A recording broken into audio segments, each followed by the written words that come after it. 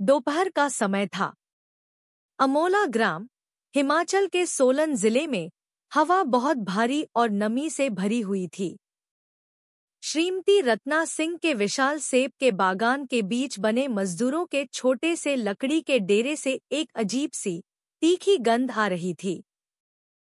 शुरुआत में लोगों ने सोचा कि यह बस कुछ सड़े हुए सेबों की बदबू होगी, पर जैसे जैसे वे करीब आए, बदबू नाक में तेजी से चुभने लगी। यह पके फल और किसी घनी, भयानक मौत की गंध का मिश्रण था। एक स्थानीय आदमी, किसान जगपाल, जो अपनी खोई हुई मुर्गियों को ढूंढ रहा था, उसने हिम्मत करके आधे खुले लकड़ी के डेरे का दरवाजा खोला। और उसी पल उसका शरीर जोर से कांप उठा, पैर लकवाग्रस्त से हो गए। अंदर 25 लाशें एक दूसरे के ऊपर पड़ी हुई थी, आंखें बाहर निकली हुईं, मुंह से झाग निकला हुआ, त्वचा नीली पड़ चुकी थी और हजारों मक्खियां कमरे में भिनभिना रही थी। एक भयानक चीख, अरे ये क्या, सब मर गए, उस छोटे से शांत गांव को झकझोर गई। कोई आवाज नहीं, कोई संघर्ष नहीं, बस एक रहस्यमय सामूहिक मौत। और उस दिन के बाद से एक काली कहानी शुरू हुई। अमोला ग्राम, जिला सोलन में रोजमर्रा की जिंदगी शांति से बीतती थी। सेबों के बागान ही यहाँ के निवासियों के गुजारे का मुख्य साधन थे। लेकिन 15 जुलाई 2022 की उस दोपहर, यह शांत गांव अचानक डर और दहशत का केंद्र बन गया। तकरीबन 11:45 पर 52 वर्षीय मुर्गी पालक जगपाल सिंह, श्रीमती रत्ना सिंह के बागान के पीछे अपनी कुछ खोई हुई मुर्गियों को ढूंढ रहे थे। जब वह मजदूरों के एक पुराने डेरे के पास से गुजरे, जिसका उपयोग हार्वेस्टिंग, फसल कटाई के लिए आए मजदूर आराम करने के लिए करते थे, तो उनकी नाक में एक असामान्य, तेज गंध आई। यह सड़े हुए फल जैसी थी, पर इसमें कुछ और भी था, जो ज्यादा तीखा, ज्यादा दम घोंटने वाला था। जगपाल ने शुरू में सोचा कि डेरे के आसपास कोई जानवर मर गया होगा, पर जैसे जैसे वह करीब आए, उनका सीना भारी होने लगा, सिर घूमने लगा और उल्टी आने का मन हुआ। धड़कते दिल के साथ उन्होंने थोड़ा खुले हुए लकड़ी के दरवाजे को धक्का दिया, और ठीक उसी वक्त उनकी आंखें फटी रह गईं, शरीर मानो बर्फ में जम गया। उस घुटन भरे कमरे में 25 मानव शरीर कठोर पड़े थे। कुछ जमीन पर औंधे पड़े थे, कुछ ऐंठन की मुद्रा में सिकुड़े हुए थे, कुछ के हाथ दीवारों को नोच रहे थे, जैसे भागने की कोशिश कर रहे हों। उनकी आंखें बाहर निकली थीं, मुंह से सूखा झाग निकला था, चेहरे नीले काले पड़ गए थे। हरी मक्खियां भिनभिना रही थी, मानो मौत का संगीत बजा रही हों। जगपाल चीखे, हे भगवान, सब मर गए, लोग मर गए। उनकी आवाज ने दोपहर की शांति भंग कर दी। उनकी चीख सुनकर आसपास के लोग दौड़कर आए। मिनटों के अंदर दर्जनों लोग जमा हो गए। गांव का शांत माहौल चीखों, रोने और डर के प्रार्थनाओं से भर गया। खबर तेजी से फैली। गांव की पुलिस और जिला प्रशासन तुरंत आ गए। उन्होंने तुरंत पीली पट्टी लगाई और लोगों को करीब आने से रोका। लेकिन डेरे से आ रही बदबू सबको बता रही थी कि यह कोई साधारण मौत नहीं थी। शुरुआत में कुछ लोगों ने सोचा कि यह सामूहिक खाद्य विषाक्तता, फूड पॉइजनिंग होगी। शायद मजदूरों ने बासी खाना खाया होगा, या बागान में इस्तेमाल हुआ कोई रसायन खाने में मिल गया होगा। लेकिन जब मेडिकल टीम ने सरसरी तौर पर जांच की, तो उन्हें असामान्य लक्षण दिखे। मुंह से झाग, शरीर में ऐंठन, चेहरे पर डर के भाव। यह सिर्फ साधारण विषाक्तता नहीं थी। इस मौत के पीछे कुछ ज्यादा ही गहरा छुपा था। कुछ ग्रामीण चीख चीख कर रोने लगे, खासकर उन मजदूरों के परिवार जो कई दिनों से श्रीमती रत्ना के बागान में सेब तोड़ने में मदद कर रहे थे। हे भगवान! वह मेरा बेटा है। वह मेरे पति हैं। एक जवान औरत चीखी, जो शवों के बीच अपने पति के चेहरे को पहचानते ही लगभग बेहोश हो गई थी। दहशत अभी खत्म भी नहीं हुई थी कि एक नाटकीय घटना हुई। श्रीमती रत्ना सिंह, बागान की मालकिन, मौके पर पहुंची। 60 वर्ष से अधिक उम्र की वह महिला डेरे के अंदर का दृश्य देखते ही चीख पड़ी और जमीन पर गिर गई। हे राम! मेरे बच्चों! यह सब कैसे हो गया? किसने यह जुल्म किया? वह जोर जोर से रोने लगी, अपना सीना पीटती रही, जिससे कई और लोग रोने लगे। वर्षों से गांव वाले उन्हें एक नेक और उदार महिला के रूप में जानते थे। वह अक्सर गरीब पड़ोसियों को मुफ्त सेब बांटती थी, धार्मिक आयोजनों में शामिल होती थी और अपनी मीठी बोली के लिए जानी जाती थी। किसी ने नहीं सोचा था कि उनके बागान में इतनी बड़ी त्रासदी हो सकती है। लेकिन इस शोर और आंसुओं के बीच जिला सोलन के वरिष्ठ जांच अधिकारी, पुलिस अधीक्षक एसपी सूर्यकांत बारीकी से सब देख रहे थे। 2 दशकों से अधिक आपराधिक मामलों को संभालने के अपने अनुभव से उन्हें लगा कि कुछ गड़बड़ है। श्रीमती रत्ना का रोना कुछ ज्यादा ही परिपूर्ण, कुछ ज्यादा ही ऊंचा था, पर उनकी आंखों से आंसू की एक बूंद भी नहीं गिरी थी। वह बीच बीच में पुलिस कर्मियों को देखती थी, जो रिपोर्ट लिख रहे थे, जैसे उनकी प्रतिक्रिया का आकलन कर रही हों। एसपी सूर्यकांत ने अपनी छोटी नोटबुक में नोट किया, रत्ना सिंह, भावनाएं नकली हैं। आगे ध्यान देने की जरूरत है। उस रात पुलिस ने सभी पीड़ितों का डेटा दर्ज करना शुरू कर दिया। ज्यादातर मजदूर झारखंड, बिहार, उत्तर प्रदेश और अन्य दूरदराज के क्षेत्रों से आए थे। सभी मौसमी कटाई के लिए आए थे और साधारण डेरे में ठहरे थे। लेकिन गिनती के दौरान एक चौंकाने वाला तथ्य सामने आया। मजदूरों की लिस्ट में 26 नाम थे, लेकिन केवल 25 शव मिले। वह एक लापता व्यक्ति कौन था? तेज जांच में जवाब मिला। डेरे में जो व्यक्ति मौजूद नहीं था, वह था सुरेश मंडल, 32 वर्ष, उत्तर प्रदेश से आया एक नया मजदूर। लेकिन वह लापता नहीं था। उस समय सुरेश घटना स्थल से केवल 2 किलोमीटर दूर गांव के प्राथमिक स्वास्थ्य केंद्र पीएचसी में भर्ती था। मेडिकल रिकॉर्ड के अनुसार त्रासदी से पहले की सुबह सुरेश को ठंडे चावल में गिरे एक कीड़े को अनजाने में खा लेने के कारण गंभीर एलर्जी हो गई थी। उसका शरीर लाल चकत्तों से भर गया था, सांस लेने में दिक्कत हो रही थी और उसके साथ ही उसे तुरंत पीएचसी ले गए थे। इस छोटी सी दुर्घटना ने ही उसकी जान बचा ली थी, क्योंकि वह दूसरे मजदूरों के साथ दोपहर का भोजन करने से चूक गया था। जब उसे पता चला कि उसके सभी साथी मारे गए हैं, तो सुरेश जोर जोर से रोने लगा। नहीं हो सकता। सुबह ही तो हम मजाक कर रहे थे। वे क्यों? मेरी जगह मैं क्यों नहीं मरा? उसका रुदन बहुत दर्दनाक था। एसपी सूर्यकांत को तुरंत एहसास हुआ कि सुरेश न केवल जीवित बचा है, बल्कि मुख्य गवाह है। उसकी एक छोटी सी याद से ही यह रहस्य खुल सकता था। लेकिन इन सब के पीछे एक बड़ा सवाल था जिसने पूरी जांच टीम को हिलाकर रख दिया था। अगर यह वास्तव में हत्या थी, तो एक ही वक्त में 25 लोगों की जान लेने की हिम्मत किसने की? और अगर इसके पीछे कोई अपराधी था, तो जीवित बचा एकमात्र व्यक्ति, सुरेश मंडल, यकीनन अगला निशाना होगा।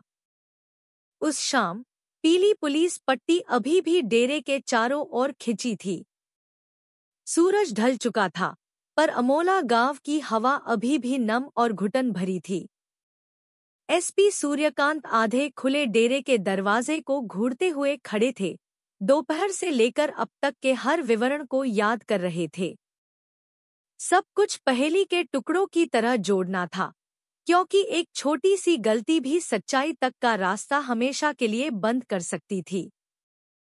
जिला पुलिस से फॉरेंसिक टीम अपने बक्सों के साथ पहुंची। उन्होंने तस्वीरें ली, निशान लगाए और सबूत के तौर पर बचे हुए भोजन को थैलियों में डाला। डेरे के रसोई के कोने में चावल का एक पतीला था जो पाए जाने पर अभी भी हल्का गर्म था। उसका ढक्कन थोड़ा टेढ़ा था। उसके पास एक सब्जी का कटोरा और मांस भूनने की कड़ाही थी। कोई संघर्ष का निशान नहीं था, कोई उल्टी कुर्सी नहीं, नहीं दीवार पर कोई खरोच। बस मौत जो एक साथ, तेजी से और शांति से आई थी। सूर्यकांत ने एक सिपाही को बुलाया। चावल के सारे अवशेष उठा लो। पतीले के किनारे पर चिपके टुकड़ों को भी मत छोड़ना। पतीले को बंद करो, दस्ताने पर दस्ताने पहनकर पैक करो और राज्य एफएसएल लैब भेजो। प्राथमिकता का अनुरोध करना। वह जानते थे कि मुख्य निर्णायक सबूत वही मिलेगा। जहर अगर इस्तेमाल हुआ है तो उसके चावल में मिलने की सबसे ज्यादा संभावना है। चावल ही क्यों? क्योंकि सभी ने चावल जरूर खाया होगा। और अगर जहर में कोई गंध या रंग नहीं होगा तो उन्हें शक भी नहीं होगा। इस बीच पीएचसी में सुरेश मंडल को एक अलग कमरे में शिफ्ट कर दिया गया। डॉक्टर ने उसकी एलर्जी के चकत्ते की जांच की, दवा दी और पर्दा बंद कर दिया। दरवाजे के बाहर एक ब्रिगेडियर कांस्टेबल तैनात था। सुरेश अभी भी सिसक रहा था। उसकी फटी हुई आवाज शांति भंग कर रही थी। साहब, मेरे सारे दोस्त अब नहीं रहे। एसपी सूर्यकांत पलंग के किनारे बैठ गए। उनकी आवाज शांत थी। मुझे पता है मंडल, यह मुश्किल है, लेकिन तुम्हारी यादें उन लोगों के लिए जीवन है। धीरे धीरे बताओ। आज सुबह पीएचसी आने से पहले तुमने रसोई में क्या देखा था? सुरेश ने अपना चेहरा पोंछा। सुबह हमने साधारण नाश्ता किया था। रात के बचे हुए ठंडे चावल थे। मैंने जल्दी में खाया, ध्यान नहीं दिया कि उसमें छोटा सा कीड़ा गिर गया था।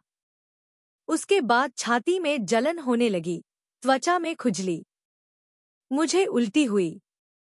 कविता दीदी ने कहा कि वह बाजार जाकर कुछ सॉस, चीनी और चाय की पत्ती लेने जाएगी। वह करीब 10 बजे बाहर निकली। रसोई खाली हो गई। सूर्यकांत ने पूछा, उस दौरान रसोई के पास कोई आया था? सुरेश ने माथे पर बल डाला। मुझे पतीले के ढक्कन पर हल्के से खटखटाने की आवाज आई थी। मैंने सोचा हवा होगी, पर मुझे याद है कि रसोई की खिड़की से एक काले रंग की टोपी वाले आदमी की परछाई गुजरी थी। मुझे ठीक से नहीं पता कौन था। उसके बाद मुझे पीएचसी लाया गया। सूर्यकांत की नोटबुक में नोट जुड़ गया। रसोई खाली होने का समय लगभग 20 मिनट। पतीले के ढक्कन की आवाज, टोपी वाली परछाई। फिर उन्होंने अपनी टीम को फोन किया। कविता को अभी ढूंढो। उसके बाजार जाने का रास्ता पूछो। और कौन जानता था कि बागान में रसोई इस समय खाली होगी।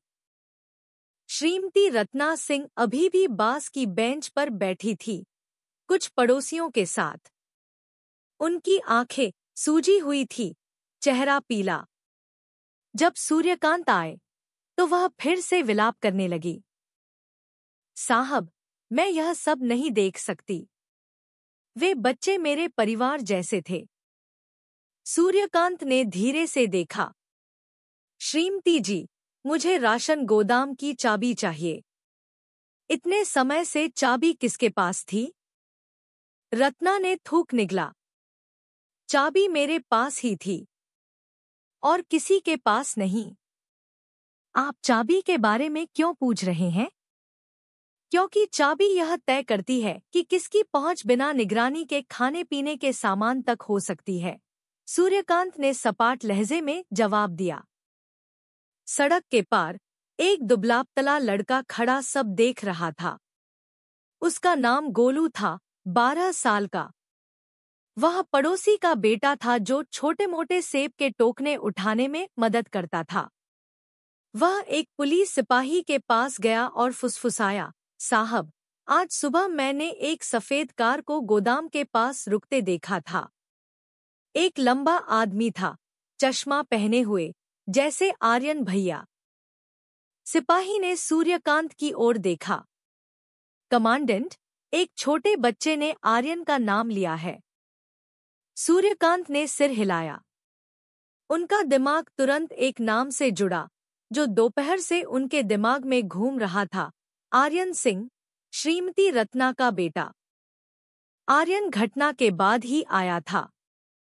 वह शांत और सलीकेदार लग रहा था।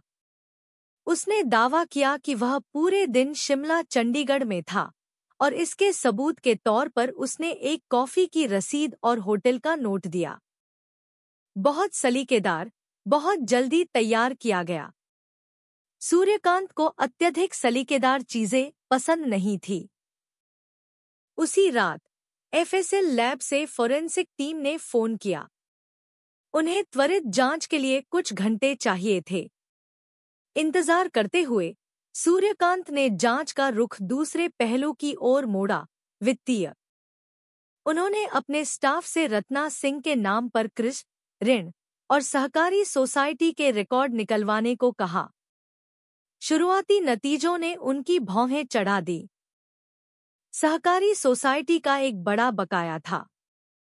साथ ही बंगाली सेठ फिक्री जैसे स्थानीय सूदखोरों, रेंट सीकर्स, से भी कर्ज लिया गया था, जो अपनी धमकियों के लिए जाने जाते थे। दस्तावेजों के बीच आर्यन सिंह के हस्ताक्षर जामींदार के तौर पर थे। वित्तीय दबाव एक संभावित मकसद था। रात करीब 9 बजे पीएचसी में कुछ मिनटों के लिए बत्ती गुल हो गई। बिजली तुरंत बहाल हुई। सुरेश के कमरे के सामने तैनात ब्रिगेडियर तुरंत सतर्क हो गया। उसने गलियारे के अंत में किसी की परछाई देखी, लेकिन जैसे ही टॉर्च मारी, वह आकृति आपातकालीन सीढ़ियों के पीछे गायब हो गई। बिजली आने के बाद सुरेश का फोन वाइब्रेट हुआ। अज्ञात नंबर। दूसरी तरफ एक भारी आवाज ने संक्षेप में कहा, कुछ मत बोलना। तुम बस किस्मत वाले थे। अपनी किस्मत को और खराब मत करना। फोन कट गया। सुरेश कांप गया। ब्रिगेडियर ने रिपोर्ट की। सूर्यकांत ने सुरक्षा बढ़ाने का आदेश दिया। वह संदेश समझ गए। इसका मतलब सिर्फ एक था, कोई है जिसे लगता है कि सुरेश सब कुछ बर्बाद कर सकता है।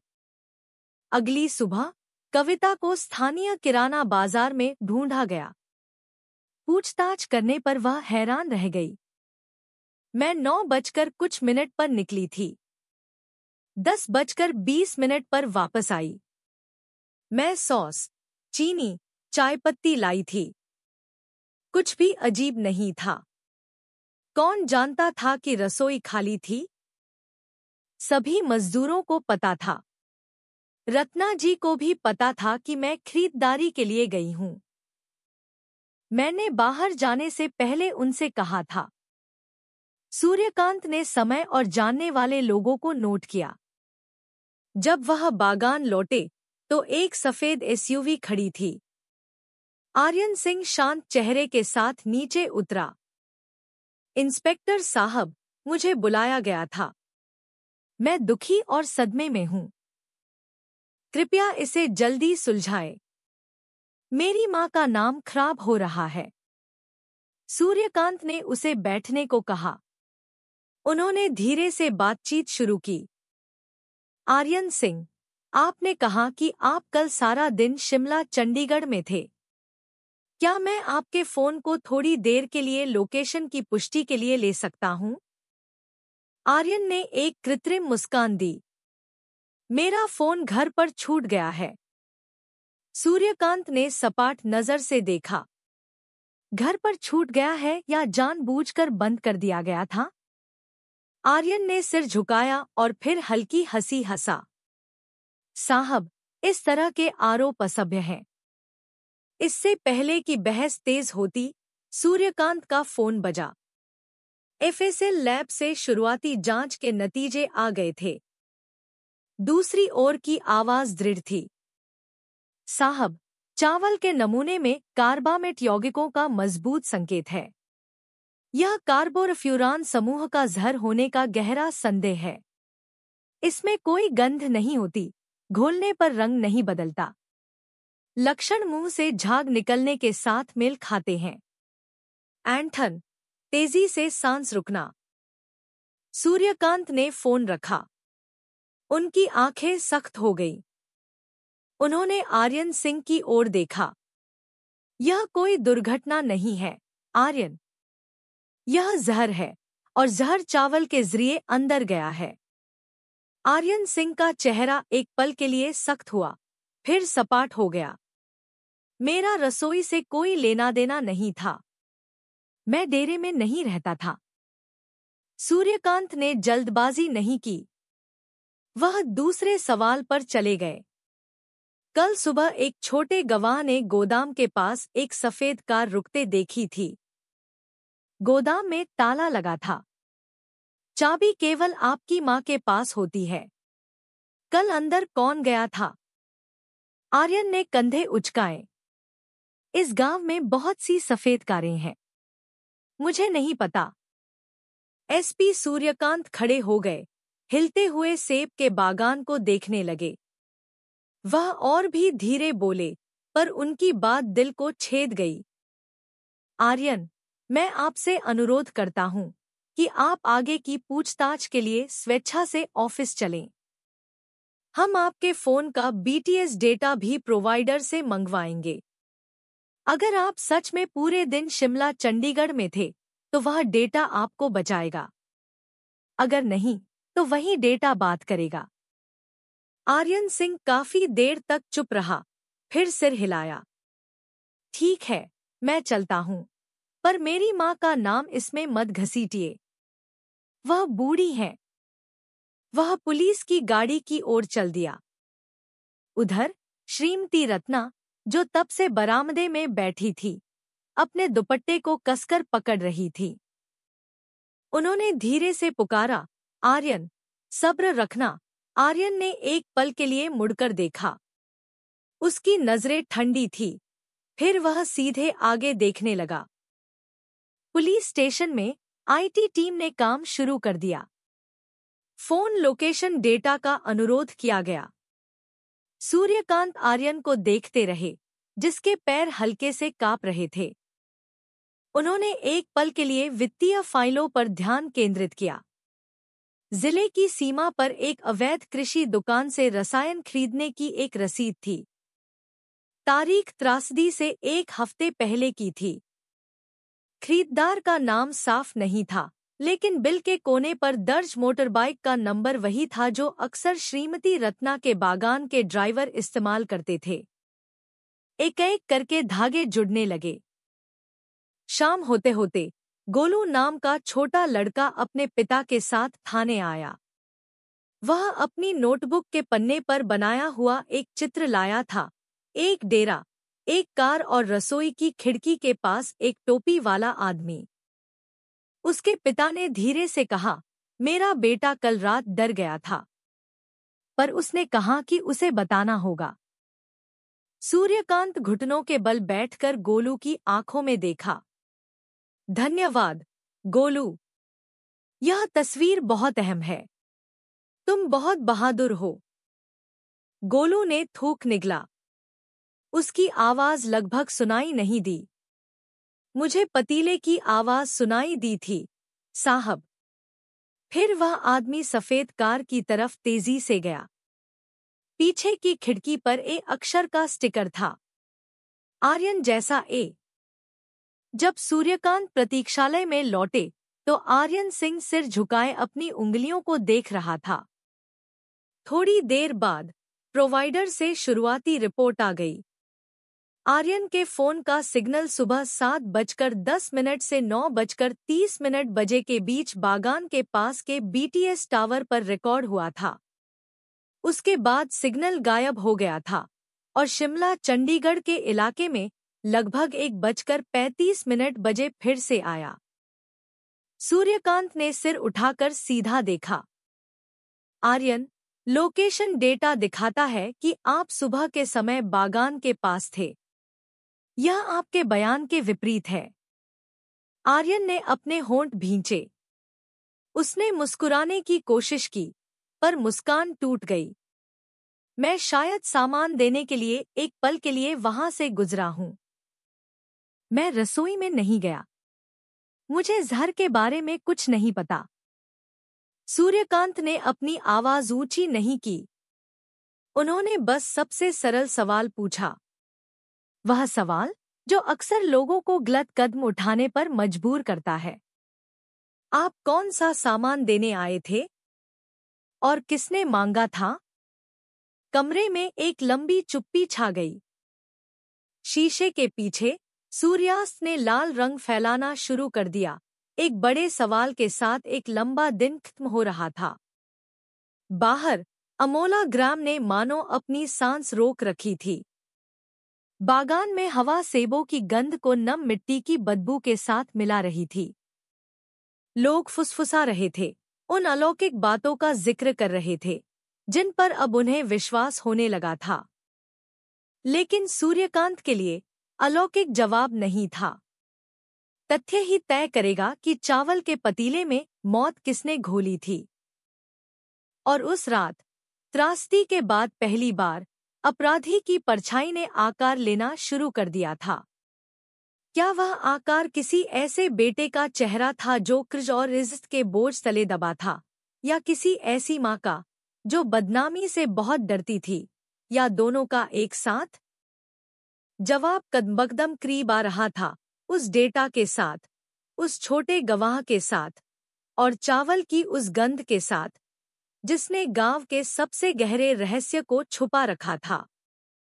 जो भी हो, सुरेश मंडल को तब तक जिंदा रहना था जब तक उसके शब्द रिकॉर्ड नहीं हो जाते, क्योंकि जब तक वह सांस ले रहा था 25 गई हुई जानों के लिए सच्चाई वापस लाने की उम्मीद जिंदा थी। अगली सुबह हल्की बारिश हुई और फिर रुक गई, जिससे जमीन गीली रह गई और सेब के पत्तों पर नमी की गंध चिपक गई। अमोला ग्राम धीरे धीरे चल रहा था, लेकिन सोलन जिला पुलिस स्टेशन में सब दौड़ रहे थे। एसपी सूर्यकांत सबसे पहले आए। अपने साथ थर्मस और एक पुरानी नोटबुक लाए थे। वह एक ऐसे फोन का इंतजार कर रहे थे जो मामले की दिशा बदल सकता था। FSL लैब से पूरी रिपोर्ट।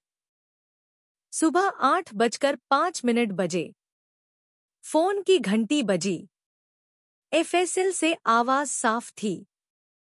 साहब, चावल, सब्जी और पीड़ितों की उल्टी के नमूने में कार्बामेट की बहुत ज्यादा मात्रा मिली है, जो कार्बोरफ्यूरान यौगिकों से मेल खाती है। रक्त के नमूने में कोलिनेस्टेरेज की गतिविधि तेजी से गिर गई है, तीव्र विषाक्तता के अनुरूप। वही अवशेष पतीले के ढक्कन के अंदर और रसोई के रैक पर मिली एक छोटी स्टेनलेस स्टील की चम्मच पर भी है। शुरुआती निष्कर्ष जहर चावल पकने के बाद डाला गया था। सूर्यकांत ने फोन रखा, खिड़की के धुंधले कांच को देखा। छोटे छोटे टुकड़े अब एक बड़ी तस्वीर बना रहे थे। पके हुए चावल का मतलब रसोई खाली होनी चाहिए। छोटी चम्मच का मतलब काम तेजी से, सटीकता से किया गया, और यह उस व्यक्ति ने किया जिसे ठीक से पता था कि वह क्या कर रहा है। उन्होंने अपने लोगों को फोन किया, डेरे को फिर से सुरक्षित करो। सभी अतिरिक्त छोटी चम्मचें, रसोई के कपड़े, नैपकिन, राशन गोदाम को सील करो। जितना हो सके उंगलियों के निशान लो। दरवाजे के हैंडल, पतीले के हैंडल और रसोई की खिड़की को मत भूलना। PHC में सुरेश मंडल ने अभी अभी जांच पूरी की थी। उसकी एलर्जी के चकत्ते कम होने लगे थे, पर उसकी आंखें अभी भी खाली थी। एक ब्रिगेडियर दरवाजे के बाहर गार्ड दे रहा था। करीब 9 बजे एक नर्स की वर्दी में एक महिला एक छोटी ट्रे लेकर आई। इंजेक्शन? ब्रिगेडियर ने पूछा। महिला ने तेजी से सिर हिलाया। शांत करने की दवा। मरीज परेशान है। ब्रिगेडियर ने उसे रोका। डॉक्टर का लिखित आदेश दिखाओ। महिला घबरा गई, गलियारे में देखा और अचानक भाग गई। ब्रिगेडियर ने पीछा किया, पर वह महिला आपातकालीन सीढ़ियों के मोड़ पर गायब हो गई। वह बस एक छोटी शीशी पीछे छोड़ गई, जो जमीन से टकराई। उस पर डाइजेपम लिखा था। सूर्यकांत कुछ मिनट बाद पहुंचे। उन्होंने उस शीशी को देर तक घूरा। कोई सुरेश को चुप कराना चाहता था, भले ही शांति से या जबरदस्ती से। बस वह बोले नहीं। सुरेश को उसी रात एक गुप्त और सुरक्षित स्थान पर शिफ्ट कर दिया गया, जिसके बारे में केवल मुख्य टीम जानती थी। सूर्यकांत थोड़ी देर उसके पास बैठे। मंडल, तुम अकेले नहीं हो। जो तुम बताना चाहते हो, बता दो। जो अभी मजबूत नहीं है, उसे तुम अपने पास रख सकते हो। पर एक बात याद रखना, इस सच्चाई को खड़े होने के लिए तुम्हारी जरूरत है। सुरेश ने सिर हिलाया, उसके होंठ कांप रहे थे। मैं बोलूंगा, साहब। मुझे याद है कि खिड़की पर परछाई टोपी पहने हुए थी, और मुझे चम्मच की आवाज याद है, जो पतीले के ढक्कन से टकराई थी। हल्की सी, पर साफ। बागान में गहन तलाशी ली गई। रत्ना जी द्वारा दी गई चाबी से राशन गोदाम का रैक खोला गया। चावल के ढेर के पीछे कोने में पुलिस को एक पारदर्शी प्लास्टिक बैग मिला, जिसमें छोटे बैंगनी रंग के दाने थे, कार्बामेट कीटनाशक। कोई आधिकारिक लेबल नहीं था। बैग को सील किया गया, फोटो ली गई और सबूत के लिए रखा गया। रसोई के कपड़े पर टीम को एक दाग मिला, जो तुरंत जांचने पर कार्बामेट के प्रति सकारात्मक प्रतिक्रिया दे रहा था। कल जब्त की गई छोटी चम्मच के हैंडल पर मजदूरों की उंगलियों के निशान के अलावा एक सेट ऐसा था जो मजदूरों के डेटा से मेल नहीं खाता था। शुरुआती डेटाबेस से पता चला कि यह संभवतः एक बूढ़ी महिला या प्रधान पोलो वाले वयस्क पुरुष का था। अभी पुष्टि नहीं हुई थी, पर रास्ता संकरा होता जा रहा था। श्रीमती रत्ना को आगे के बयान के लिए ऑफिस बुलाया गया। वह लड़खड़ाती हुई चाल से कमरे में आईं। उनका दुपट्टा थोड़ा उलझा हुआ था, आंखें सूजी हुई थी। सूर्यकांत ने धीरे से शुरू किया। उनकी आवाज लगभग फुसफुसाहट जितनी थी। श्रीमती रत्ना, लैब को चावल में कार्बोरफ्यूरान मिला है। हमें राशन गोदाम में बैंगनी दाने भी मिले हैं। वह गोदाम जिसकी चाबी आपके पास थी। रत्ना सिंह ने अपने कपड़ों का किनारा भींच लिया। मैंने कभी ऐसा जहर नहीं खरीदा। हमारे बागान में जैविक खाद इस्तेमाल होती है। वह शायद मजदूरों का होगा। वे कई चीजें रखते हैं। सूर्यकांत ने पलक झपकाए बिना देखा। श्रीमती जी, वह दाने चावल के पीछे छिपाए गए थे। मजदूरों की पहुंच आपकी जानकारी के बिना गोदाम तक नहीं थी। रत्ना ने लंबी सांस ली और खिड़की की तरफ मुंह फेर लिया। उनकी आवाज धीमी हो गई। मैं बस बागान की मालकिन हूं, साहब। रसोई का काम मैंने कविता को सौंप रखा था। सूर्यकांत ने उस वाक्य को नोट किया, पर कोई जवाब नहीं दिया। उनके दिमाग में यह बयान एक सूखे पत्ते जैसा था, जो तथ्यों की आग से आसानी से जल सकता था। शाम को फील्ड टीम नई जानकारी के साथ लौटी।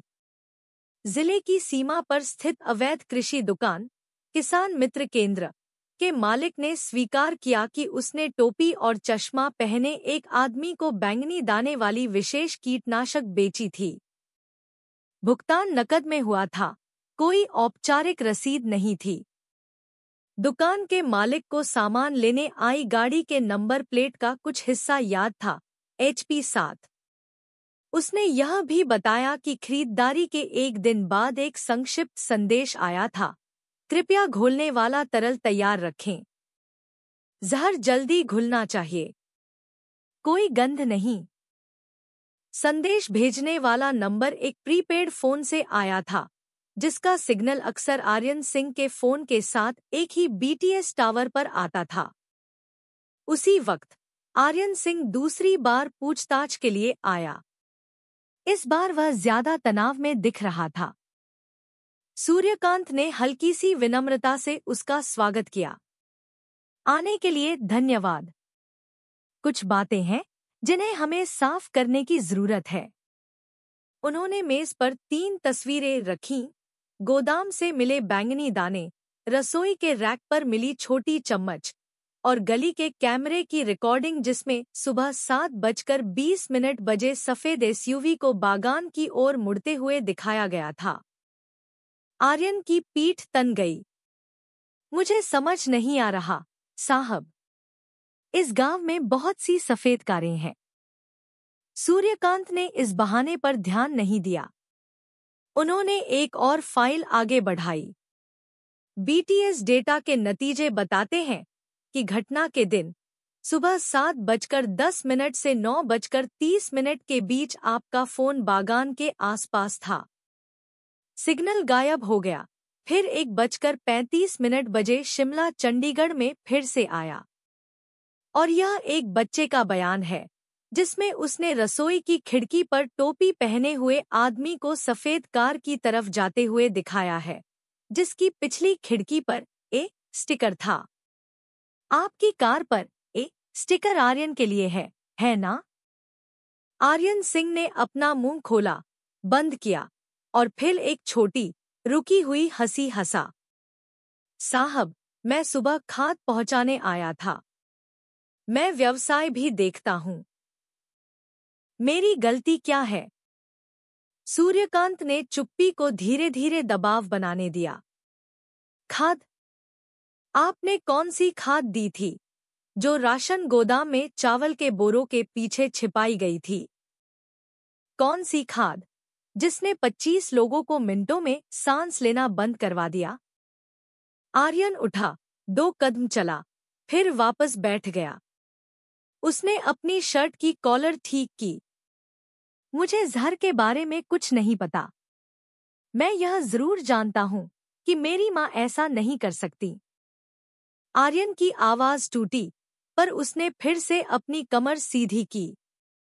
हम शरीफ परिवार हैं, साहब। बदनामी मत फैलाइए। सूर्यकांत ने आर्यन के चेहरे को देर तक देखा, उस दरार को ढूंढते रहे जो अब तक छिपी थी। फिर उन्होंने हमले का कोण बदला। ठीक है, आइए पैसे की बात करें। सहकारी सोसाइटी पैसे मांग रही है। सूदखोर दबाव डाल रहे हैं।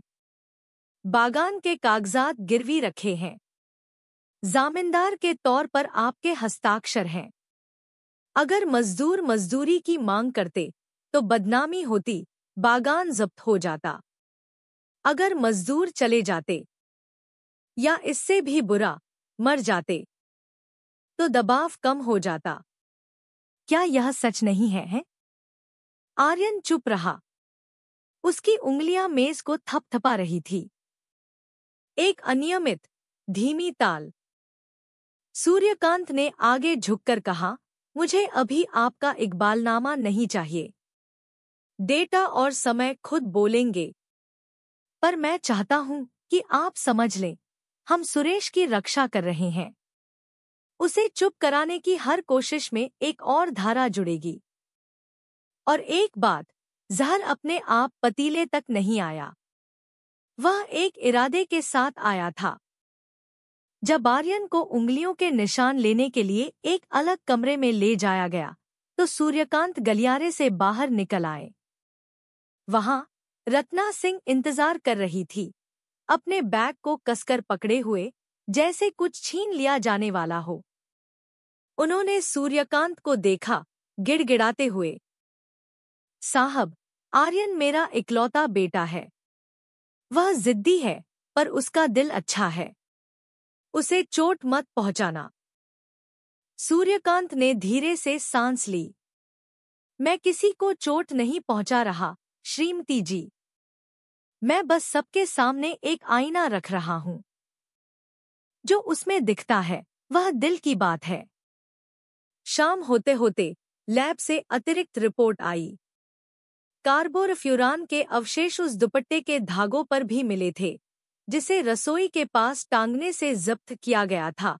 वही दुपट्टा जिसे गवाह ने सुबह रसोई में एक महिला को पहने हुए देखा था। कुछ मजदूरों के अनुसार वह दुपट्टा श्रीमती रत्ना का था। रत्ना ने इनकार किया था। उनका कहना था कि उनके पास कई मिलते जुलते दुपट्टे हैं। लेकिन जब दुपट्टे की तस्वीर को 3 दिन पहले के एक धार्मिक समारोह की तस्वीर से मिलाया गया, तो कपड़े के किनारे पर बने छोटे फूलों का पैटर्न एक जैसा था। यह पहला साफ मोड़ था। घर, प्रवेश का रास्ता, गोदाम तक पहुंच और घटना की सुबह आर्यन की उपस्थिति, सब कुछ एक ही रेखा में मिल गया। अब यह कोहरा नहीं, बल्कि एक नक्शा था। उस रात सूर्यकांत ने अगली योजना बनाई। उन्होंने डिजिटल फोरेंसिक टीम से रत्ना और आर्यन के फोन का पूरा बैकअप लेने को कहा, डिलीट किए गए मैसेज, कॉल लॉग और यहां तक कि कभी न भेजे गए ड्राफ्ट भी ढूंढने के लिए। उन्होंने 2 सिपाहियों को अवैध कृषि दुकान पर सादे कपड़ों में निगरानी के लिए भी तैनात किया। सुरेश की सुरक्षा और कड़ी कर दी गई। उसे फिर से एक और भी सुरक्षित जगह पर शिफ्ट कर दिया गया। उसका नाम दस्तावेजों में बदल दिया गया। उसके चेकअप का शेड्यूल बदल दिया गया। बाहर गांव में फिर से कानाफूसी शुरू हो गई। लोग छोटी चौपाल में एक एक कर पीड़ितों का नाम लेकर प्रार्थना कर रहे थे। कुछ लोगों ने खाली डेरे में खांसने की आवाज सुनने की बात कही। कुछ ने रात की हवा के साथ आने वाली अजीब गंध के बारे में बताया। उनके लिए त्रासदी भूतों की कहानी बन गई थी। सूर्यकांत के लिए असली भूत वे इंसान थे जो गवाह को हटाने, निशान मिटाने और बिना आंसू बहाए रोने के लिए तैयार थे। सभी आदेश पूरे करने के बाद सूर्यकांत ऑफिस के आंगन में अकेले खड़े हो गए। उन्होंने धीरे धीरे साफ होते आसमान को देखा।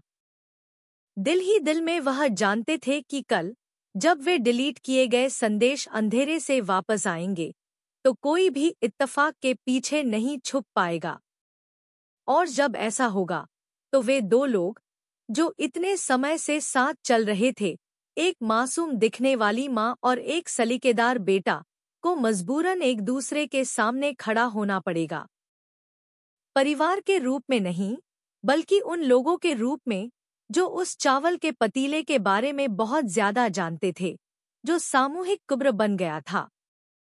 अगली सुबह अमोला ग्राम की हवा अभी तक सूखी नहीं थी। सेब के पेड़ों के बीच पतली धुंध लटकी हुई थी, मानो बहुत ज्यादा दुख को सोख चुकी जमीन से हटने को तैयार न हो। सोलन पुलिस स्टेशन के अपराध इकाई, क्राइम यूनिट का कमरा रोशनी से जगमगा रहा था। कंप्यूटर चालू थे, प्रिंटर चल रहे थे और फोन बारी बारी से बज रहे थे। एसपी सूर्यकांत उस हलचल के बीच खड़े थे, डिजिटल फोरेंसिक टीम पर नजर रख रहे थे, जिसने रत्ना सिंह और आर्यन सिंह के फोन का डेटा कॉपी करने के लिए पूरी रात जागकर काम किया था। तैयार, कमांडेंट? हाँ। तकनीशियन ने डिलीट किए गए व्हाट्सएप और एसएमएस का बैकअप रिकवर कर लिया है। एक वॉइस नोट भी है। सूर्यकांत ने सिर हिलाया। घटना की तारीख के सबसे करीब वाले को चलाओ। स्क्रीन पर संदेशों की पंक्तियां समय के निशान के साथ दिखाई दी। तारीख 13 जुलाई, रात 10:41 बजे।